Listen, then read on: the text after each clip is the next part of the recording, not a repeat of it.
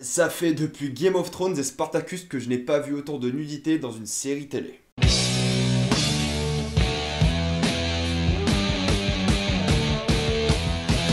Altered Carbon. Altered Carbon est une nouvelle série Netflix qui est sortie la semaine dernière, donc le 2 février sur Netflix, et c'est une série de science-fiction qui grosso modo raconte l'histoire de ce gars et de cet univers où quand vous mourrez, vous pouvez être transféré dans un autre corps. C'est une sorte de renaissance. Vous avez une sorte de puce digitale dans votre nuque et c'est votre vie. C'est toute votre vie est stockée là-dedans. Votre personnalité, votre cerveau, voilà, toute votre vie.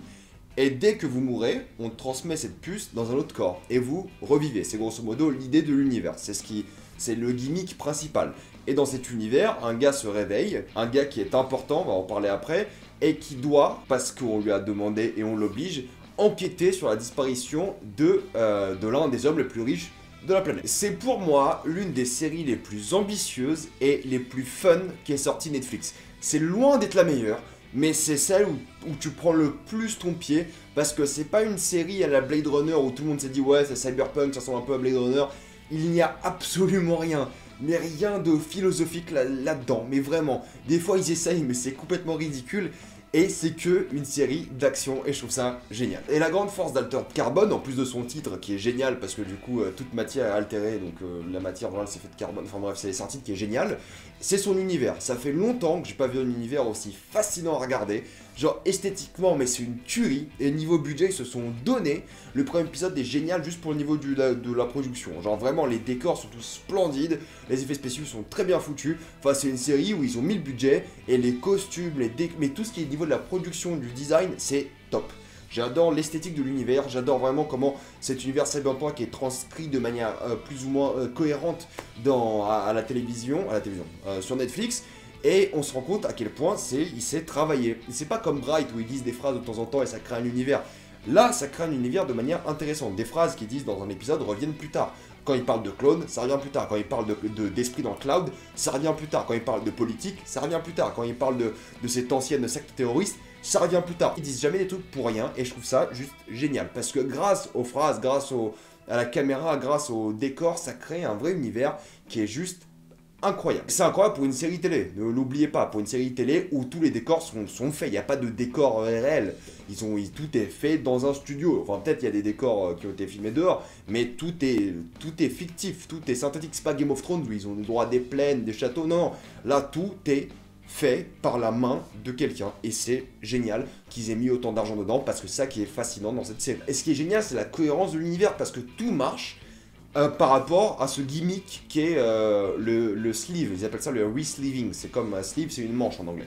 Je sais pas comment ils appellent ça en français, mais grosso modo, quand tu re-sleeve, tu transmets ta puce digitale, enfin ta puce tout simplement, dans une autre sleeve, une autre manche, comme un corps quoi. C'est comme si moi je mourais demain et quelqu'un venait me remplacer physiquement, mais ça serait toujours moi. Et tout marche en fonction de cet univers, tout fonctionne à propos de ça. Il y a une question philosophique qui revient de temps en temps, mais c'est pas important à propos de ça, c'est la mortalité. Au final, personne est mortel. Est-ce que c'est religieux? Est-ce que c'est philosophique? Est-ce que c'est humainement intéressant? Ils essaient d'en parler vite fait, mais c'est pas le plus intéressant parce que on s'en fout un peu en fait. C'est parce que la série ne tourne pas autour de ça. Ils en parlent vite fait pour dire qu'ils en parlent, parce qu'il y a une histoire de religion, il y a une famille catholique à un moment, et du coup ils en parlent un peu, mais sinon c'est pas là pour ouvrir un débat ou lancer quoi que ce soit. Mais tout fonctionne grâce à ce gimmick du re-sleeving, et j'ai trouvé ça génial. Plein de détails, que ce soit les costumes de la police, les manifestations qu'ils font.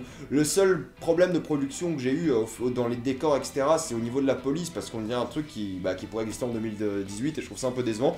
Mais sinon, tout le reste est futuriste, et bizarre, et Black Mirror-esque à certains moments. Enfin, j'ai juste kiffé l'ambiance, le monde, l'univers. Franchement, ça, c'est juste pour ça, ça mérite d'être vu. Tout ce qui est technique et artistique d'un point de vue du design, c'est top. Maintenant, il y a une histoire, et c'est là qu'on aura quelques problèmes. Donc ce gars qui a été re-sleeve est un homme d'une ancienne organisation considérée comme terroriste, et l'un des hommes les plus riches lui demande d'enquêter sur la mort de quelqu'un, la mort de lui-même. L'homme le plus riche s'est fait tuer, et il essaie de déterminer par qui. Et c'est grosso modo l'histoire de la série, et ça va dans plein de directions différentes. Ça devient très vite l'histoire du personnage principal, et avec beaucoup de flashbacks, un peu à la Lost, où je dis ça parce que ça se passe beaucoup dans une zone forestière, Mais il y a beaucoup de flashbacks là-dessus, et c'est l'idée de la série, c'est non pas l'enquête, c'est l'histoire du personnage principal, avec l'enquête en fond. Et je trouve l'histoire du personnage principal suffisamment attachante, suffisamment entraînante pour toute la série, pour 10 épisodes. Et ça dure 1 heure à chaque fois, c'est assez entraînant, on a envie de savoir ce qui s'est passé, d'où il vient, c'est quoi cette secte terroriste, c'est quoi son passé, c'est quoi, qu'est-ce qu'il veut faire plus tard, enfin... On veut vraiment savoir c'est qui ce type. Il est interprété par Joe Kinnaman, je crois que c'est Joe Kinnaman, qui est un acteur que j'adore. Et d'ailleurs, le gars est hyper musclé, c'est d'ailleurs flippant, parce qu'il est tellement musclé qu'on nous montre son cul, mais tout le temps. Même son cul, il est musclé. Non, toujours hétéro, mais son cul, il est super musclé, c'est impressionnant. Voilà, il faut le dire, tout le monde est à poil dans cette série, il y avait de l'unité partout. Enfin, il n'y a pas un épisode sans quelqu'un à poil, il n'y a pas un épisode sans une scène de cul, enfin, il y a que ça, je trouve ça génial. J'exagère, mais à chaque fois qu'il y a de la nudité, ça sert à quelque chose, et j'adore que les acteurs n'aient pas eu honte, tout simplement, de se mettre à poil pour des raisons scénaristiques, parce qu'à chaque fois qu'il y a quelqu'un à poil, il y a une raison scénaristique. Ce qui est génial, c'est que les flashbacks sont, du coup, de ce gars qui a été re-sleeve, qui était un nouveau corps, c'est pas le même acteur, c'est un autre gars, c'est un gars, Joe Kinnaman, c'est un blanc suédois, sa version d'avant, son flashback, c'était un asiatique. Donc forcément, c'est le même personnage, mais c'est pas les mêmes acteurs. Et je trouve ça génial la manière dont on reconnaît le même personnage dans les deux acteurs. Et à chaque fois qu'il y a quelqu'un qui se fait re-sleeve, je trouve que les acteurs ils font un bon travail pour avoir la même personnalité, le même caractère, alors que c'est pas les mêmes personnes dans la vraie vie. Mais il faut admettre que dès qu'on se concentre un peu sur l'intrigue principale, dès qu'on prend une feuille et un papier, ça n'a plus aucun sens et personne ne comprend plus rien. J'ai vu une critique américaine qui disait que c'est plus compliqué qu'un jeu Metal Gear Solid. C'est tellement vrai, il y a tellement des intrigues qui sortent de nulle part, il y a des clones, il y a du cloud, il y a tellement d'éléments scénaristiques que tu dis, ouais, tout est possible, je comprends rien, je suis pas là pour ça. Et d'un côté, c'est un peu triste de dire que t'es pas là pour l'histoire, mais t'es là pour le fun, t'es là pour les scènes d'action qui sont super cool, la mise en scène qui est intelligente, qui est efficace, la musique qui est géniale, enfin, ça te met dans une vraie ambiance et t'as envie que Joe Kinnaman, le personnage Kovac, défonce tout le monde et c'est toute la série, t'as juste envie que le gars pète des gueules quoi. Parce que l'histoire, bon, elle est tirée par les cheveux, mais un truc de ouf, mais c'est un peu assumé. Et les dialogues sont complètement, mais cucu. Il y a des dialogues, mais qui sont tellement hilarants, alors qu'ils se prenaient tellement au sérieux, ça fait un peu série B à certains moments, même dans les décors, malheureusement, surtout dans ce qui concerne la police, ça fait série B. Il y a une actrice, celle qui joue Ortega, qui joue la flic, le personnage principal féminin, qui est nulle en tant qu'actrice, qui est juste pas bonne. Il y a un moment où elle m'a un peu étonné, parce qu'elle était tellement nulle tout le reste du temps, que quand elle joue quelqu'un d'autre, elle m'a étonné, parce qu'il y a une intrigue qui parle un peu de ça. J'ai trouvé ça bien, mais sinon, elle est nulle, l'intrigue avec la police est nulle, il y a rien d'intéressant, c'est chiant, on s'en fout de sa famille, on s'en fout d'elle, etc. Mais toute l'intrigue principale avec de l'enquête et tout le passé est intéressant, du type est intéressant, l'intrigue avec la police est pas intéressant, l'intrigue de l'investigation est pas intéressante, mais elle est fun, et c'est ça qui est important, c'est que c'est une série d'action, pas une série policière, pas un thriller, c'est une série cyberpunk, mais d'action, et c'est ça qui est génial.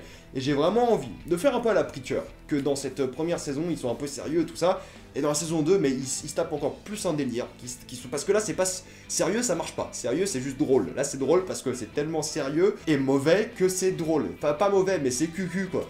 Et ça marche pas très bien avec l'esthétique du truc, parce que dire des dialogues aussi pourris, alors que t'es dans un truc hyper sérieux, esthétiquement, la lumière fait un vrai travail, etc., et dire des dialogues super nuls, ça passe pas et c'est drôle. Et d'ailleurs, il y a des moments où c'est complètement assumé, et d'autres, pas du tout. Ils sont censés être sérieux, et c'est hilarant parce que c'est juste mauvais. Mais il faut qu'ils assument dans la saison 2 que c'est beaucoup plus comique que ça l'était cette saison. Et il y a moyen de faire des trucs super drôles. La police et l'investigation, on les aime pas, non pas parce que c'est tiré par les cheveux, mais parce que les personnages sont juste pas attachants. Ortega est pas attachant, Bancroft est pas attachant, mais les nouveaux personnages, les alliés de Kovac, sont intéressants, et eux, j'ai bien aimé leur histoire. Mais du coup, la police et l'investigation, c'est à peu près la moitié de la série. Et l'autre moitié, on va dire 40%, et l'autre moitié, c'est Kovac et ses amis et ses flashbacks. Ça, c'est vraiment cool et j'ai adoré voir. Mais le reste, je me suis un peu fait chier. L'épisode 5 et 7 m'ont un peu saoulé, je vous avouerai. Mais l'épisode 4 était super fun pour le coup. C'est un épisode de torture, avec de la torture cyberpunk. Je trouvais ça juste très bien amené.